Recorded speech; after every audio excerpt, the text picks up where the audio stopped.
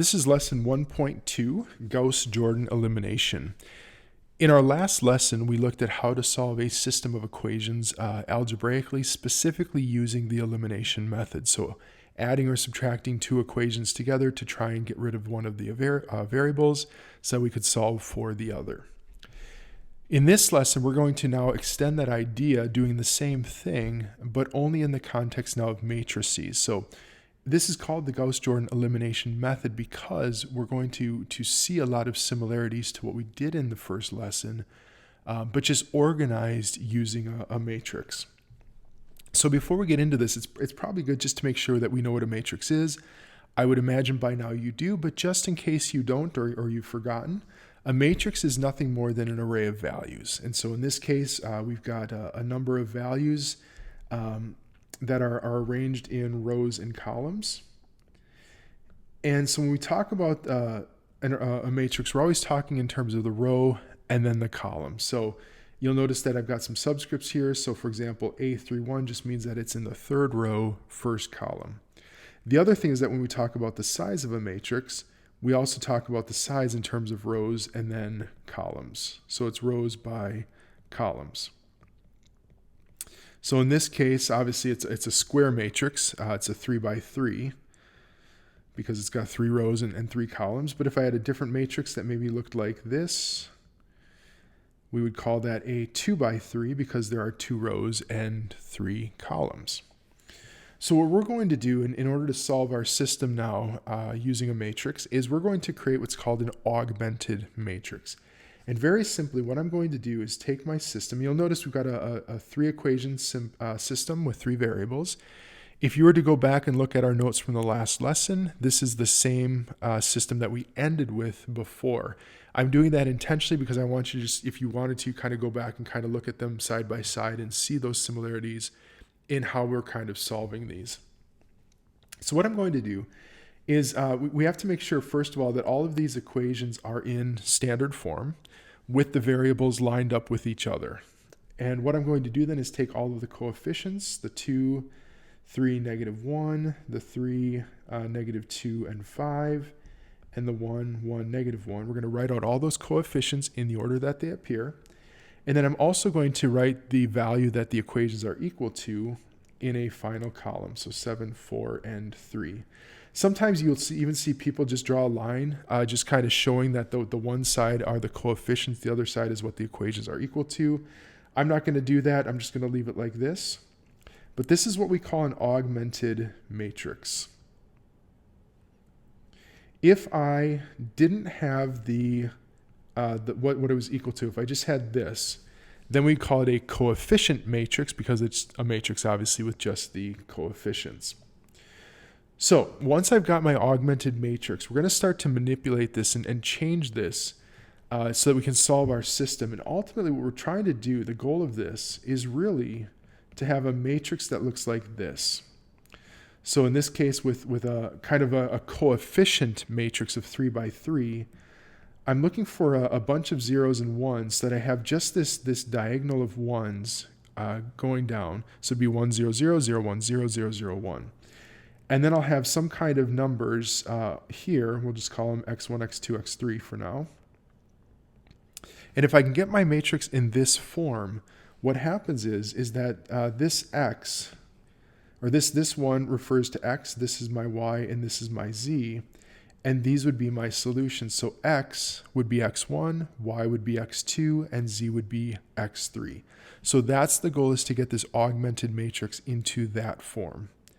So how we do that is by just performing a number of different operations on our augmented matrix. And there's 3 basic things that we can do. The first thing that we can do is we can swap rows. So I can take any 2 rows and simply exchange their positions. The second thing I can do is I can multiply a row by a scalar or a constant. And the third thing that I can do is to add one row to another. Now you'll see as we go through this that a lot of times we'll combine steps. So for example, I might multiply a row by a scalar and then immediately add it to another row. And I'm doing that typically to create those zeros that we're looking for in that reduced matrix. So as I look at my augmented matrix now, we're going to go ahead and start this process. Again, I want to think about especially how do I get those zeros in place? Because if I can get those zeros in place, everything else kind of works itself out pretty easily. So for example, I think just to even start out, because I notice here that I've got this 1 down here, which matches the one that I want in my goal matrix. So I'm going to just exchange my first and third matrix. I'm going to just rewrite the bottom matrix at the top. I'm going to write the top matrix at the bottom. In other words, I have interchanged rows R1 and R3. It's a good idea to kind of just jot notes to yourself of what you've done, so that, if you were ever to go back and look at these matrices, you can actually understand how you got from one step to the other. I think it also helps to just kind of keep things organized. And especially what you don't want to do is backtrack. So once you get a 0, you don't want to lose that 0. So all these things are going to, I think, just help to keep it all organized and moving forward in a progressive manner. Now, looking at that middle row, if I take what is now R1 and I multiply it by -3, I can add it to that second row. And I'm just going to store my values in that second row. And so I'll have a -3 plus 3 is 0. I'll have a -3 plus -2 is -5. A +3 plus 5 is 8. And a -9 plus 4 is -5. Okay. So again, now I've got this 1 and this 0 that again kind of match the 1 and the 0 in my goal matrix. So we're making some progress here. And that's so that's exactly what we're doing. We're just performing these operations, manipulating the matrix until we get it down to that what's called a row reduced echelon form.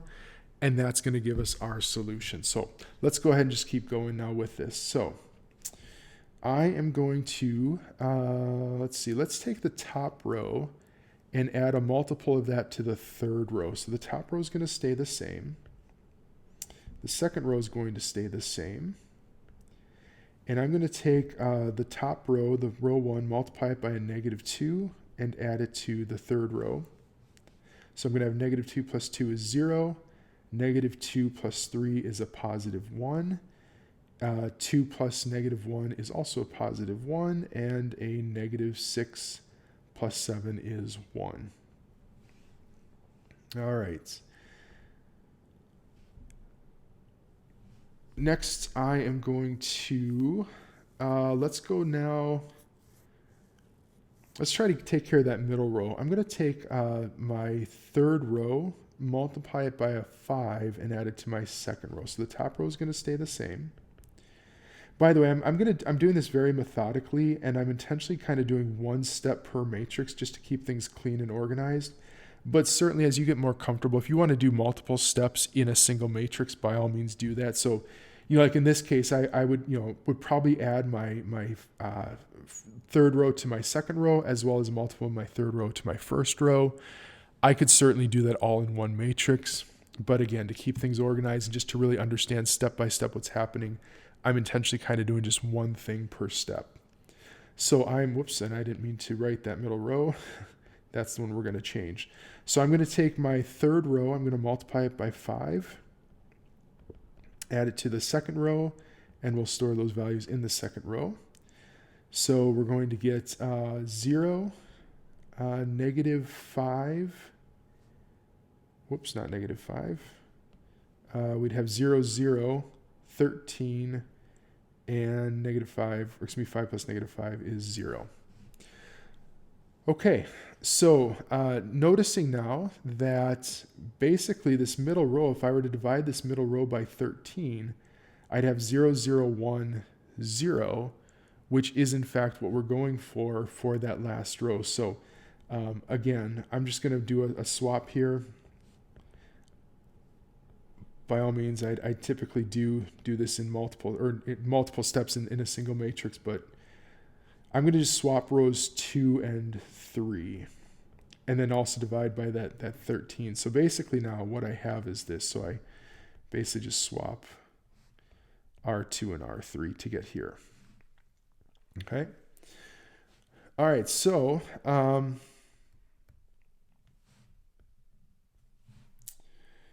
let's see. Well, let's take that third row, and I guess I'm going to go back on what I just said because I'm getting kind of anxious to get to the to see the end of this and see that final matrix, and I think we're getting pretty close. So I'm going to take R3 and add it to R1 and just store that in R1. So that's going to give us a 1, 1, 0, 3. And then I'm also going to take R3, multiply it by a -1, add that to R2, and we'll store that in R2. So that's going to give me a 0, 1, 0, 1. And then my last row is going to stay the same. So the last thing we need to do now is just get that top row taken care of. So I'm just going to kind of come up here onto the second column. So we're going to take last two columns are perfect now. That's exactly how we want them. So I'm going to take the second column, or the second row, excuse me, and let's multiply that by a -1 and use that to finish off the first row. So I'm going to have a 1, 0, 0, and 2. So this is what we're looking for. This is the form that we want. I've got this row of 1s. I've got 0s everywhere else. And these represent the solution. So I have x equals 2, y equals 1, and z equals 0. So that's how you use this Gauss-Jordan elimination method to solve these. We're going to do one more just to make sure we've got this, but I'm going to encourage you to try this on your own. Just pause the video, go ahead and try it, and then when you're ready, you can start it up. Even advance far enough to just see the solution if you want to. But let's go ahead then and do that. All right, so for this one, again, setting up our augmented matrix. We've got 2, -3, 5, -14, 6, -1, 4, and -1. Okay. So let's start by, I think I'm going to leave I'm going to start combining some steps here. So for example, I'm going to leave that middle row the same. And let's go ahead and take, I think I'll multiply the middle row by 2, a -2, and add that to the first row. And that's going to give me 0, 8, -7, and 29. And then taking the -1 times the first row and adding it to the third row. That's going to give me 0, 8, -11, and 41. All right. So we've already got a couple zeros, which is great. Let's see. I'm going to just leave, I think I'm just going to do one step here. I'm going to leave my first row the same. And I'm going to leave the second row the same. And let's take, let's just add -1 R1 plus R3. We'll throw that in R3. So that's going to give me 0, 0, -4, and 12. All right. Again, I think I'm just going to do one step here. Let's leave the first two the same. We're going to keep working that third. Actually, I take that back. Let's do this.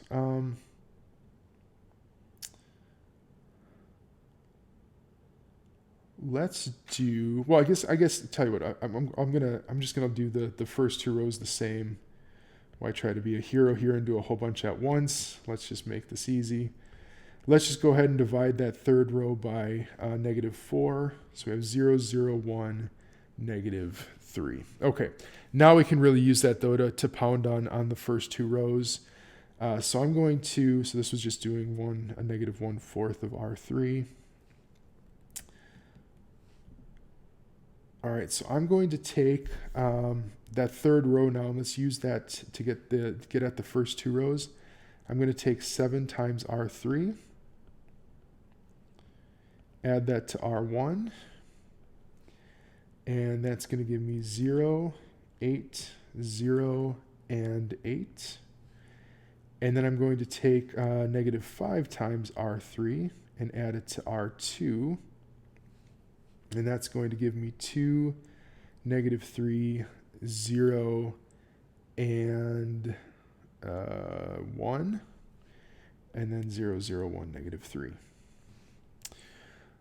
All right, so again, let's not try to make this more complicated. Let's just go ahead and divide that top row by 8.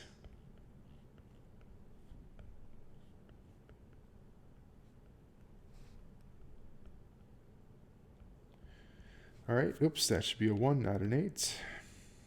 Okay, so finally, I'm going to use the first column. Notice I'm a little out of order here. My top row is 0, 1, not 1, 0, but that's okay. I'm going to use that to basically get rid of that -3 here, and then we can go ahead and just swap rows. So I'm going to leave the top the way it is, the top row. I'm going to leave the bottom row the way it is. And I'm going to take 3 times the first row, add it to the second row, and that's going to give me 2, 0, 0, and 4. And so finally just dividing by 2, and then I'm just going to swap the rows right away. So I'm going to just swap these two rows, and then just divide that middle row by 2, gives me 1, 0, 0, 2, 0, 1, 0, 1, and 0, 0, 1, -3. So our solution is x equals 2, y equals 1, and z equals -3. So that is the Gauss-Jordan elimination method, just taking that augmented matrix and using those 3 rules to try and manipulate it down into that row reduced echelon form where you've got that diagonal of 1s and then these 0s in the corners and then your solutions. So that's it for this lesson. I will see you in the next.